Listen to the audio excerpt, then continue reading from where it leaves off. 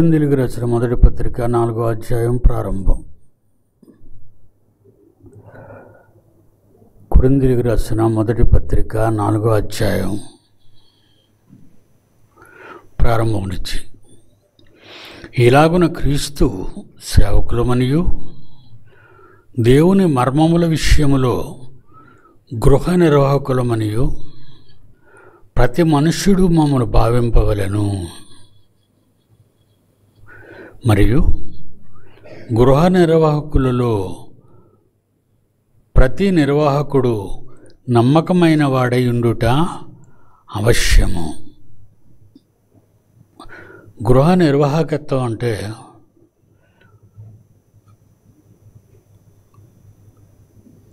ఇప్పుడు నా విషయంలో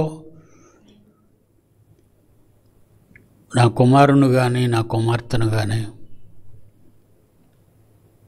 మిగిలిన పిల్లలను కానీ చూసుకుంటున్నాను, అంటే పరిపాలిస్తున్నాను. వాళ్ళని పరిపాలించేటప్పుడు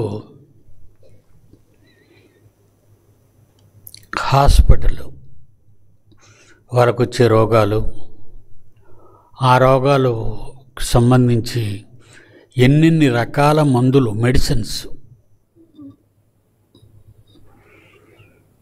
అలాగే పిల్లల ఎడ్యుకేషను, ఆ ఫీజులు, మరి అభిని ఒక 1 year చదువుకి లండన్ పంపిస్తున్నాను. దానికి ఇప్పటి వరకు అయిన ఖర్చు 35 లక్షలు, 35 lakhs. ఈ ధనాన్ని సమకూర్చడం, లండన్కి కట్టడం, ఎడ్యుకేషన్కు వాళ్ళు పంపుతారు కనుక బయలుదేరటం, ట్రావెలింగు, అదేవిధంగా చంటి పిల్లలు, వాళ్ళ ఎదుగుదల, వాళ్ళని ఎలా చూసుకోవాలి, ఎలా పెంచాలి, అలాగే కుటుంబ వ్యవహారాలు, వంటలు, ఓర్పులు, బర్త్డేలు,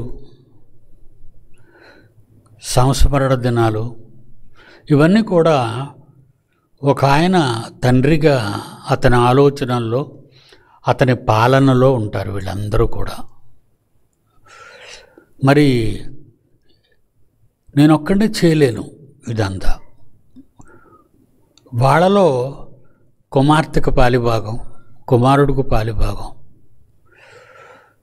కోడలికి పాలిభాగం, మనవళ్ళు, మనవరాండ్రు,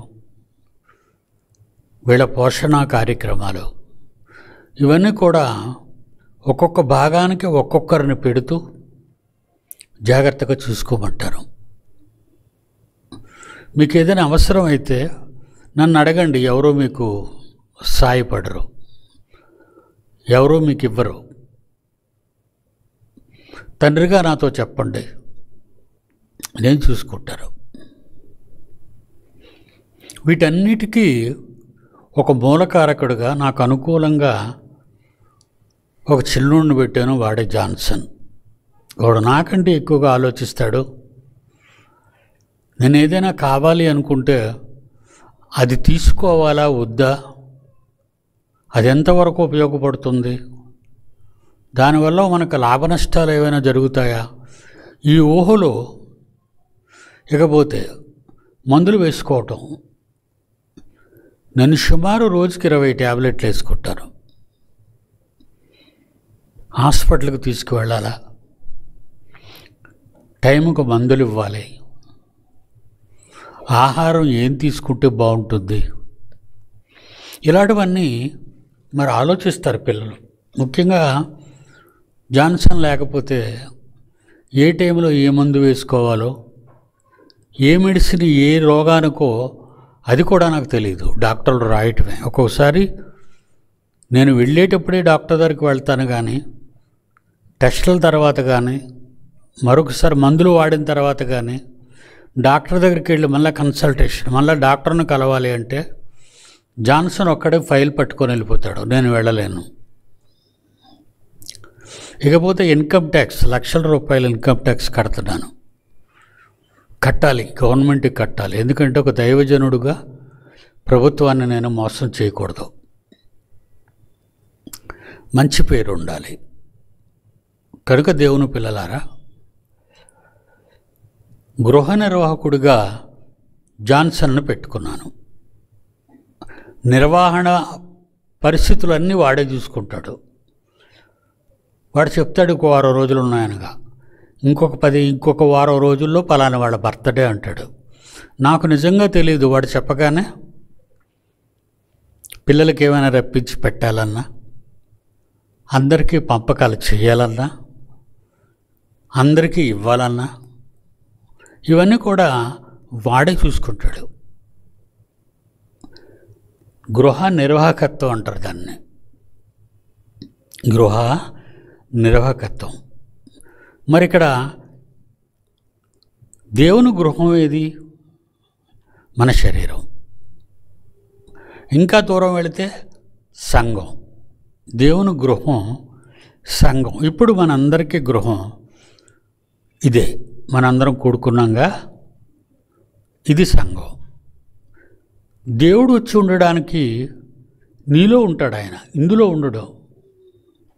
దేవుడు ఇప్పుడు ఎక్కడున్నాడంటే మీలో ఉన్నాడు, మనందరిలో ఉన్నాడు దేవుడు. గృహంలో ఉండాలి అంటే పీస్ కావాలి, సమాధానం కావాలి, సంతోషం కావాలి, నెమ్మది ఉండాలి, ప్రేమ ఉండాలి, దయ ఉండాలి. గృహంలో ఉన్న వాళ్ళందరూ కూడా ఎంతో చక్కగా మంచి జీవితాన్ని కొనసాగించుకుంటూ దేవునిలో ఆలోచనలో పెరుగుతూ ఉండాలి. గృహ పరిపాలన. కనుక ఈ గృహాన్ని పెంచడానికి ముఖ్యంగా అవసరమైనది దేవుని వాక్యం. ఈ గృహాన్ని ఎలా పెంచాలి? మీకున్న ఈ శరీరం అనే గృహాల్లో దేవుని ఎలా సంతోషపెట్టాలి అనేది ఎంత అవసరం ఉందో, అలాగే ఈ గుడిలో ఉన్న మనమంతా కూడా గుడి, సంఘము అనుకునే మనందరి కలయిక, కూడికలో మనం దేవుణ్ణి సంతోషపెట్టాలి. మరి మొన్న మోదవలసి వచ్చారు. రాబోయే పిల్లల కోసం 1000 మంది పిల్లలు రాబోతున్నారు జనవరిలో. మరి వాళ్ళందరికీ 10,000 మందికి సుమారుని అంచనా వేసుకుంటున్నారు మన వాళ్ళు. 10,000 మంది కంటే 3,000 మందికి వండడానికే తట్టుకోలేకపోయారు మన వంటగాళ్ళు తట్టుకోలేకపోయారు. 10,000 మందికి వండడానికి దాని కొరకు కూడా వాళ్ళ పిల్లలు ఆలోచించడం ప్రారంభించారు. ఎవరిని మాట్లాడదాం? పెద్ద పెద్ద వంటగాళ్ళు ఉంటారు, వాళ్ళు 1000 మందికి వండుతూ ఉంటారు. కనుక ఆ వంటకాల్లో ఎక్కడ అన్నం జావైపోవడం కానీ, కూరలు పాడైపోవడం కానీ, కారం ఎక్కువైపోవడాలు కానీ ఇవే ఉండవు. వాళ్ళు చాలా నైపుణ్యంగా వండుతారు. దీనికి పెద్ద ట్రైనింగ్ కూడా తీసుకుంటారు, చదువు కూడా ఉంది. చదువుకున్న వాళ్ళు దీనికి వస్తారు, ఇలాంటి కార్యక్రమాలు జరిగించడానికి. ప్రస్తుతం మన దగ్గర ఉన్న వంట వాళ్ళు తగుమాత్రపు వారికి వంట చేయడానికి 2,000, 3,000 అలాగా వంట చేయడానికి వాళ్ళు పనికొస్తారు. మరి జనం పెరిగారంటే వాళ్ళకి వండడానికి బాగా పెద్ద తలకాయలు ఉండాలి. దాని కొరకు ఆలోచిస్తున్నారు. అలాగే సంఘములో ఉన్న మీరు వీళ్ళందరి కోసం మీరు చేసే పనులు, తెల్లవారులేవగానే ఏం చేయాలి, బాత్రూమ్స్ కానీ, టాయిలెట్స్ కానీ, బెడ్స్ కానీ, శుభ్రత కానీ, పెనాయిలు కానీ, ఇవన్నీ క్లీనింగ్, చీపురులు కానీ, తడిగుడ్డలు కానీ, ఇవన్నీ మీరు చూసుకుంటారు. మీరు ఒక్కొక్క వింగ్కి కొంతమంది చొప్పున నిర్ణయించేస్తాం. ఇక మగపిల్లలు సెక్యూరిటీ, జనం ఎక్కువ అవుతున్నారు కనుక చాలా చక్కని సెక్యూరిటీ ఉండాలి. వచ్చేవాళ్ళంతా మంచోళ్ళు కాదు. బాత్రూంలో వాచి మర్చిపోతే మరొక 5 నిమిషాల తర్వాత మాయైపోద్ది అది. బాత్రూంలో బంగారం మర్చిపోతే ఎవరో ఒకరు వెళ్ళి దోచేసుకుంటారు, ఎవరో. అంటే వచ్చే వాళ్ళందరూ మంచోళ్ళు అని మనం అనుకుంటే ఎలా? వాళ్ళల్లో దొంగలు ఉంటారు, చెడ్డవాళ్ళు ఉంటారు, ఇవ్వరు, సెల్స్ దాచేస్తారు, డబ్బులు దాచేస్తారు, పర్సులు దాచేస్తారు. కనుక దేవుని పిల్లలారా, దానికి మంచి సెక్యూరిటీ కావాలి. దానికి మగపిల్లల్లో బాగా తెలివైన వాళ్ళని, పెద్ద తలకాయలని, ఎక్స్పీరియన్స్డ్ క్యాండిడేట్స్ని ఎంపిక చేశాం. వాళ్ళు చూసుకుంటారు అదంతా. మన సంఘంలో ఎంతమంది అయితే పోలీస్ డిపార్ట్మెంట్లో పనిచేస్తున్నారో వాళ్ళందరినీ సెలెక్ట్ చేసుకున్నారు. వాళ్ళు మన సంఘంలో ఉన్న వాళ్ళకి కావలసినటువంటి అసిస్టెంట్లందరినీ సెలెక్ట్ చేసుకుంటారు. ఏ గేట్ దగ్గర ఎవరు ఉంటే బాగుంటుంది, ఎక్కడ కాపలా ఉంటే బాగుంటుంది. మీటింగ్ జరుగుతుండగా హాల్స్ అన్నీ ఖాళీగా ఉంటాయి. మీటింగ్ జరుగుతుండగా హాల్స్ అన్నీ ఖాళీగా ఉంటాయి. మరి అక్కడ ఏవైనా అసాంఘిక కార్యక్రమాలు ఏమైనా ఎవరైనా చేస్తున్నారా? ఇలా చేసేవాళ్ళు చాలామంది గతంలో మనకు దొరికారు. కనుకనే అనుభవం మీద ఇలాంటివన్నీ కూడా ఆలోచిస్తూ ఉంటాం. కనుక దేవుని పిల్లలారా, సంఘముగా దేవుని సంఘాన్ని, క్రీస్తు సంఘము విశాఖపట్నం, అది మన సంఘం. మన సంఘం ద్వారా దేవుడు మహిమపరచబడాలి. మన సంఘంలో ఉన్న మనందరి ద్వారా మన కన్న తండ్రి నెమ్మది పొందాలి, సంతోషపడాలి, మంచి వాక్యం ప్రకటించాలి, మంచి పాటలు పరిచయం చేయాలి. ఇవన్నీ కూడా దేవుని గృహ నిర్వాహకత్వం. ఒకటి, మీ గృహ నిర్వాహకత్వం మీరు చూసుకోవాలి. 2, సంఘము గృహ నిర్వాహకత్వం కూడా మీరు చూసుకోవాలి. 2, ఒకటి, దేవుడికున్న సంఘం మీ శరీరం. కనుక మీ శరీరంలో దేవుడు పవిత్రమైన పూజా కార్యక్రమాల్లో ఉండాలి తప్ప ఆయన అబద్ధాలు, చెడ్డ మాటలు, చెడ్డ ఆలోచనలు, బూతులు, సరసోక్తులు ఇలాంటివన్నీ ఆడుకుంటూ ఉండకూడదు. ఈ ఆలయం ఇది పవిత్రమైన దేవాలయం, దేవుడు కట్టుకున్న ఇల్లు, దేవుడు స్వహస్తాలతో నిర్మించిన ఇల్లు. ఈ ఇల్లు పాపానికి నిలయం కాకూడదు. మంచికి, ప్రేమకు, దయకు, కృపకు, వాక్యానికి, అన్నిటికీ నిలయంగా ఉండాలి మన దేహం. మనందరి వలన సంఘం ఆరోగ్యకరంగా, సత్యానికి స్తంభంగా, వాక్యానికి స్తంభంగా. మీరు ఈ సంఘంలో అందరూ ఒక్కొక్క స్తంభంగా ఉన్నారు. ఇందులో మీరు చేయలేని వాళ్ళు ఎవరూ లేరు. ఏదో ఒక చిన్న పని ఆడవాళ్ళు కానీ మగవాళ్ళు కానీ ఎప్పుడు చేస్తూనే ఉంటారు. ఈ వేళ వచ్చేసారు, కార్యక్రమాలు చూసుకున్నారు, దైవ కార్యక్రమాలు. తర్వాత పనులన్నీ పూర్తి చేశారు. పూర్తి చేసి తరగతిలో కూర్చున్నారు. ఇది మీరందరూ కూడికలో మీరు చేస్తున్న పరిచర్య కార్యక్రమాలు. ఇవన్నీ గృహ నిర్వాహకత్వం. ఇదంతా కూడా దేవుని పిల్లలారా, మనం ఎప్పుడు కూడా మనకెన్నో సమస్యలు ఉంటాయి. మరి సాతాను వల్ల అనేక శోధనలు ఉంటాయి. మరి ఇతరుల వల్ల మనకు బాధలు ఉంటాయి. వాటన్నిటినీ మనం తట్టుకొని దేవుని పని మాత్రం మనం ఆపకూడదు. ఇవన్నీ కామన్. సాతాను ఎప్పుడు మనం వెంటుంటాడు, మనల్ని దెబ్బతీయాలనే చూస్తుంటాడు. అప్పుడు మనం మనసు విరగగొట్టుకొని దేవునికి దూరం అయిపోవడం కాదు, వాడు చేసే ముగింపు అదే. నీ మనసును విరగగొట్టి నిన్ను దేవునికి దూరం చేసేస్తాడు. ఇక ఒకసారి దూరపడిన నీవు కొన్నిసార్లు దూరపడిపోతావు. అలా అలా అలా అలా అలా ప్రతిరోజు దేవునికి దూరంగా వెళ్ళిపోతూ ఉంటావు, చాలా దూరంగా. పిలిచినా రానంత పరిస్థితిలో, ఊబిలో చిక్కడిపోతావు నువ్వు. కనుక ఎంతోమంది బయటికి పోయిన వాళ్ళు ఉన్నారు. వాళ్ళు రావాలని అనుకున్నా వాళ్ళ మనస్సు వాళ్ళని రానివ్వదు. సిగ్గు, భయం, ఒక రకమైన బాధ మనల్ని చూస్తే ఏమనుకుంటారో అనే తపన వాళ్ళలో ఉంటుంది. కనుక వాళ్ళు రాకుండా పోతారు. కనుక వాళ్ళు రాలేరని మనకు అర్థమైపోద్ది. పిలిచినంతకాలం పిలుస్తాం, అది కనబడితే పిలుస్తాం, కనబడకపోతే ఇంకా మనమేం పిలుస్తాం వాళ్ళని? వాళ్ళు ఎత్తుక్కుంటూ వెళ్ళలేం కదా. వాళ్ళు రావాలనుకుంటే వాళ్ళు రావచ్చు, మనం అభ్యంతరం చెప్పటం లేదు కదా. ఎవరో కొద్దిమందిని సంఘం నుంచి పైకి పంపుతాం కానీ అందరూ కాదు, అందరూ అలాంటి వాళ్ళు కాదు. అందరూ దేవుని ఎడల భయభక్తులు కలిగినటువంటి పిల్లలు మీరంతా. కనుక మిమ్మల్ని చాలా జాగ్రత్తగా చూసుకుంటాం, జాగ్రత్తగా వాక్యంతో హెచ్చరిస్తుంటాం, మీ గాయాలు మాన్పడానికి, మీ పాపాలు తీసివేయడానికి. కనుక దేవుని పిల్లలారా, ఇక్కడ 4వ అధ్యాయంలో ఈలాగున క్రీస్తు సేవకులమనియు, ఇలా ప్రవర్తించటం వల్ల మనం క్రీస్తుకి సేవకులం. మనం ఎవరం? క్రీస్తుకి సేవకులం, సేవ చేసేవాళ్ళం, తమ్ముళ్ళం, చెల్లెళ్ళం. మనంతా కూడా అక్క చెల్లెళ్ళం, చెల్లెళ్ళం, తమ్ముళ్ళం. మనమంతా కూడా క్రీస్తుకి మనమంతా కూడా సేవకులమనియు, దేవుని మర్మముల విషయములలో గృహ నిర్వాహకులమనియు ప్రతి మనుష్యుడు మమ్మను భావింపవలెను. ఇప్పుడు చాలామంది ప్రశ్నలు అడుగుతున్నారు. పాపం వాళ్ళకి అది అర్థం కావటం లేదు. లోకులు ఒకలా వాక్యం చెప్తున్నారు. అంటే ఇప్పుడు ఎలా ఉంటుందంటే అండి, ఇక్కడ ఇప్పుడు పెంతెకొస్తోలు అనుకుందాం. వాళ్ళు నేర్చుకున్నదే, వాళ్ళ బోధన విధానం వేరుగా ఉంటుంది.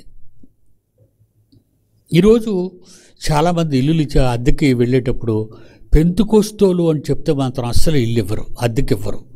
మీరు మమ్మల్ని పడుకోనివ్వరండి, మీరు అలాగ అర్ధరాత్రి వరకు పాటలు పాడుకొని కేకలేసుకొని ఉంటారండి, అందుకే మేము ఒప్పుకోండి అంటారు. చూసారా ఎలాగైపోయారు? ఇలాగా ఒక్కొక్క సంఘానికి చెందిన క్రైస్తవులు కొన్ని వ్యతిరేక భావాలు కలిగి వాళ్ళు బ్రతుకుతుంటారు. వాళ్ళ సంఘంలో ఉన్నట్టు వీళ్ళు చేయరు, వీళ్ళ సంఘంలో ఉన్నది వాళ్ళు చేయరు, ఈ 2 సంఘాల్లో ఉన్నది 3వ సంఘం వాళ్ళు చేయరు, 3వ సంఘంలో ఉన్నది 4, 5, 6, 7 ఇలాగా కొన్ని వేల సంఘాలు ఈరోజు ప్రపంచంలో ఉన్నాయి. ఎవరి మాటలు వాళ్ళవే, ఎవరి ప్రసంగాలు వాళ్ళవే. అందుకే వినేవాళ్ళు చెడిపోతున్నారు. కొంతమంది మన శ్రీలకూటంకి వచ్చేవారండి, వాళ్ళు రావటం మానేశారండి అని అన్నారు. ఏ కారణం చేత రావటం మానేశారు అంటే పరీక్షలు అయి పెడుతున్నారు, మేము పరీక్షలు అయి రాయలేం కదండి. పరీక్ష ఉంటే నువ్వు రావడం మానేస్తావా? వినడానికి వస్తున్నావా, పరీక్ష రాయడానికి వస్తున్నావా? చదువుకున్న వారిని, వ్రాయగలిగిన సమర్థత ఉన్నవారిని ప్రయోజకులుగా, గొప్పవారిగా చేయాలనే ఆలోచనే సంఘంలో ఉన్నటువంటి నిర్వాహకులకి, లెక్చరర్స్కి, టీచర్స్కి ఉంది. కానీ మిమ్మల్ని ఏదో రాకుండా చేయడానికి, మిమ్మల్ని ఫెయిల్డ్ చేసేసి బయటికి పొండని చెప్పడానికి సంఘంలో ఎవరు లేరు. మీరు బాగుపడాలి, మీరు వాక్యాన్ని నేర్చుకోవాలి. చాలామంది మన సంఘంలో గొప్ప విషయం ఏంటంటే, చదువుకోలేని వాళ్ళు కూడా వాక్యాన్ని బాగా నేర్చుకొని పరీక్ష రాయవలసిన అవకాశం ఉన్న పరీక్ష వాళ్ళని చదువు లేనందువలన రాయకపోవడం వలన వాళ్ళని కూడా ప్రశ్నిస్తున్నారు. ప్రశ్న అవి జవాబు చెప్తే ఇక్కడ రాస్తారు జవాబు. ఒక రాసేవాళ్ళని పక్కన పెట్టుకొని టీచర్ ప్రశ్న అడిగితే స్టూడెంట్గా ఉన్న చదువురాని మీరు దానికి సమాధానం చెబితే మీరు పక్కన కూర్చున్న బాబు మీ సమాధానాన్ని రాస్తాడు మీ ప్రశ్నకి. కనుక చూసారా ఎలాంటి అవకాశాన్ని కల్పించాము మనం. మీరు వెళ్ళిపోవడానికి కాదు, పరీక్షలు పెడుతున్నారు కనుక మేము రాయలేమిటంటే మీరు భయపడిపోతున్నారు అన్నమాట. మీరు భయపడిపోతున్నారు. పరీక్ష రాయని వాళ్ళు కూడా క్లాసులు వచ్చాయి, వాళ్ళ క్లాసులు వచ్చాయంటే గొప్ప సంగతి కదా. అంటే ఫస్ట్ క్లాసు, సెకండ్ క్లాస్ కూడా వచ్చాయి. చదువుకోలేని వాళ్ళు కూడా ఓరల్ ఎగ్జామినేషన్ అంటాడు ఇంగ్లీష్లో దాన్ని. మీరు ప్రశ్న మిమ్మల్ని అడుగుతారు విన్నట్టుగా, మీరు విన్నట్టుగా చెప్పాలి, నోటితో రాయనవసరం లేదు. ఇలాంటి అవకాశాలు ఈ సంఘం మాత్రమే మీకు కల్పించింది. ప్రపంచంలో ఏ సంఘం ఇలాంటి అవకాశాలు మీకు ఇవ్వదు. వాళ్ళకి ఎంతసేపు ప్రార్థనలు, కేకలు, హల్లెలూయలు, దేవునికి స్తోత్రాలు, ఏడుపులు, గోల. మీకు అర్థమైందండి? ఇంకేం చెప్తాం మనం? ఇక్కడ పద్ధతులు అంతే. మీ సంఘంలో ఏంటండి ఇవేమీ లేవు అని మన సంఘానికి వచ్చిన వాళ్ళు అడుగుతారు. మీరు కానీ ఇతర సంఘాలకు వెళ్తే ఎక్కడేంటండి బాబు ఎంత గోల అని మీరు వెళ్ళరు. ఇలాగ ఉంటాయన్నమాట ఈ సంఘాల్లో ఉన్నటువంటి విభేదాలు, మార్పులు. అనేక రకమైన పద్ధతులు వేరు. ఒకరు ముంచుట బాప్తిసం తీసుకుంటారు ఒక సంఘం వాళ్ళు, ఒకరు చిలకరించుట బాప్తిసం తీసుకుంటారు మరొక సంఘం వాళ్ళు ఉన్నారు, వాళ్ళు జెండా కిందలు నడవడం, వాళ్ళు బాప్తిసం తీసుకుంటారు. మరొక సంఘం వాళ్ళు చెబుతూ నీళ్లు బుర్ర మీద ఒప్పుకోవడం బాప్తిసం అని వాళ్ళు అలా రకంగా చేస్తుంటారు. ఇలాగా ప్రపంచంలో రకరకాలుగా బైబిల్ని అపార్థం చేసుకొని, మీరు ఎంతసేపు వాక్యం విన్నారు, వాక్యాన్ని అపార్థం చేసుకుంటున్నారు. ఈ అపార్థమట ఎక్కడ తీసుకెళ్తుందట?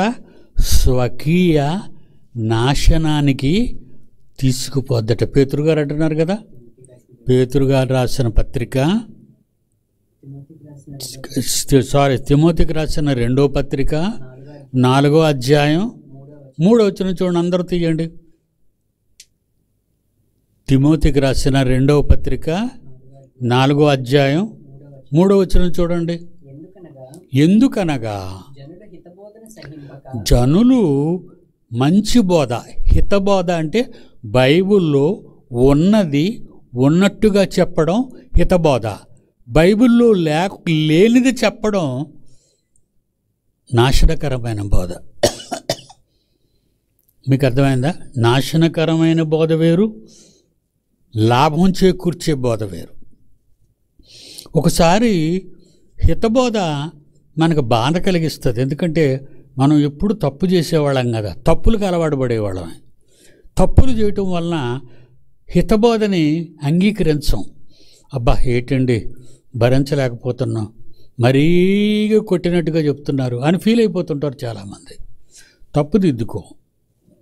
నువ్వు రోడ్డు అంట కుడిపక్క నడుస్తున్నావు అనుకో, నీకు ప్రమాదకరమైన ప్రయాణం అది. రోడ్డుకి కుడిపక్క వెళ్ళకూడదు, రోడ్డుకి ఎడం పక్క నడవాలి. మీకు అర్థమైందా?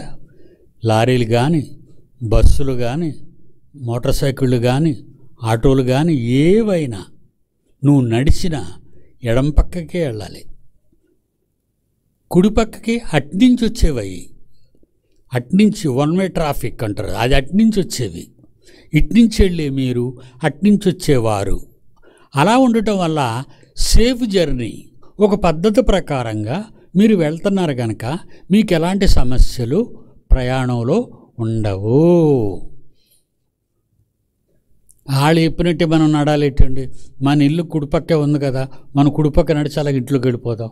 వద్దు, అది పద్ధతి కాదు, అది పద్ధతి కాదు. చీమలు చూడండి, చీమల్ని అవి ఎప్పుడూ ఒక మార్గంలోనే వెళ్తాయి, ఒకదాని వెనకతల ఒకటి ఉంటుంది. మనం అలా కాదు, గుంపులుగా భుజాల మీద చేతులు వేసుకొని, చేతులు పట్టుకొని ఒకరినొకరు తోసేసుకుంటూ అలాగే వెళ్తారు. అదేంటది? అది మంచి పద్ధతి కాదు. అందుకే సోమరి, ఒకరి వెనకాతలు ఒకరు నడ్డం నువ్వు ఇష్టపడకపోతే నువ్వు సోమరు అని అర్థం. నువ్వు సోమరివి కనుక చీమల యొద్దకు వెళ్ళు అని దేవుడే చెప్పాడు. ఎందుకంటే దేవుడు వాటికి అలాంటి బాట నియమించాడు. ఒకదాని వెనకతలు ఒకదాని వెనకతలు ఒకటి అలాగా దారాలుగా వెళ్ళిపోతుంటాయి. అంతేగాని పక్షుల గుంపులుగా వెళ్ళవవి. ఒక్కొక్క దానికి ఒక్కొక్క పద్ధతి దేవుడు నేర్పించాడు. ఆ పద్ధతి ప్రకారంగానే పక్షులు కానీ జంతువులు కానీ ఉంటాయి. మనం ఉండం కనుక హితబోధ ఇక్కడ ఏమంటున్నాడు పౌలు గారు తిమోతితో చెప్తూ, జనులు హితబోధను సహింపక దురద చెవులు గలవారై తమ సొంత దురాశలు, తప్పుడు వార్తలు, తప్పుడు నడకలకు అనుకూలమైన బోధకులను సమకొరకు పోగు చేసుకొని, వీళ్ళు కూడా వీళ్ళకి నచ్చిన బోధ చేసే ఒక పాస్టర్నే పెట్టుకుంటాడు. ఇతను పొగడాలి. చాలామంది ఫాదర్లు పొగుడుతుంటారు పాస్టర్లు ఏమనంటే, అమ్మ నువ్వు గొప్ప ప్రార్థనా పరురాలు అమ్మ, కానీ వాక్యం చెప్పినంతసేపు నిద్రపోతుంటుంది. కానీ ఆవిడ ఎలా పొగుడుతాడు పాస్టరు? నువ్వు గొప్ప ప్రార్థనా పరురాలు తల్లి అంటాడు. పొంగిపోద్ది. అయితే పొంగిపోద్ది కదా, అందరిలో పొగుడుతుంటే ఎలాగుంటుంది? పొంగిపోద్ది. అందరిలో ఎందుకమ్మా నువ్వు నిద్రపోతున్నావు, నేను చూశాను, నువ్వు ఎందుకు నిద్రపోతున్నావు అంటే, అమ్మ బాబు ఈయన అందరి మధ్యన నన్ను ఆనేస్తాడండి అని మన మీద తిరుగుబాటు చేస్తారు వాళ్ళు హితబోధన సహించరు. హితబోధన సహించడం అంటే దేవుని వాక్యం ఉన్నది ఉన్నట్టుగా చెప్పేవాడు హితబోధకుడు, దేవుని వాక్యంలో బైబిల్లో చెప్పనిది చెప్పేవాడు దుర్బోధకుడు. అదే కదా ఎంతసేపు విన్నారు మీ అన్నయ్య చెప్తే.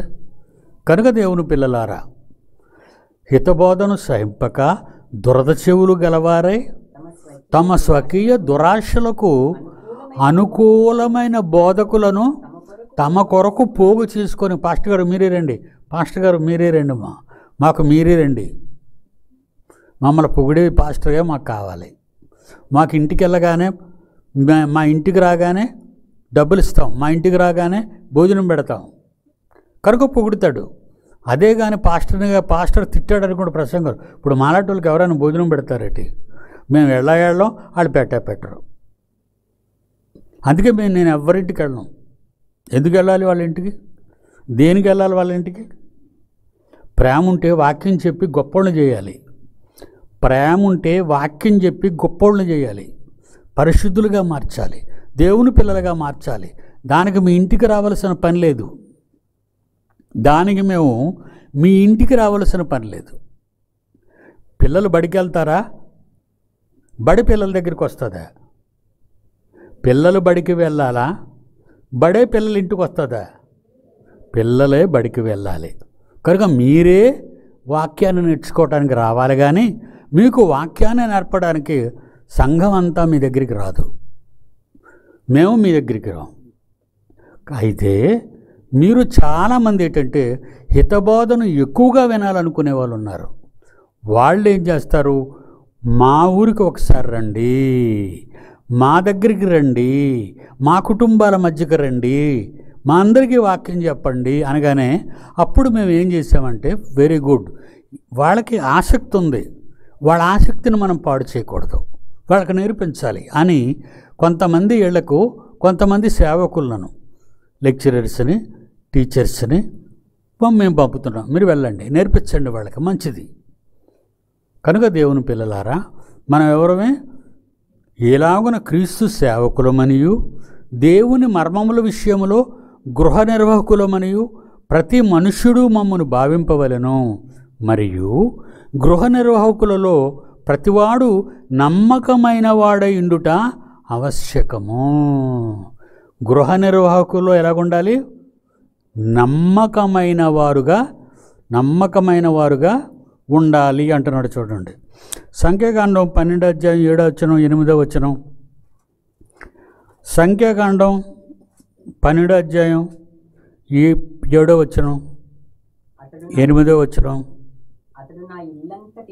అతడు మోషే గురించి దేవుడు చెప్తున్నాడు.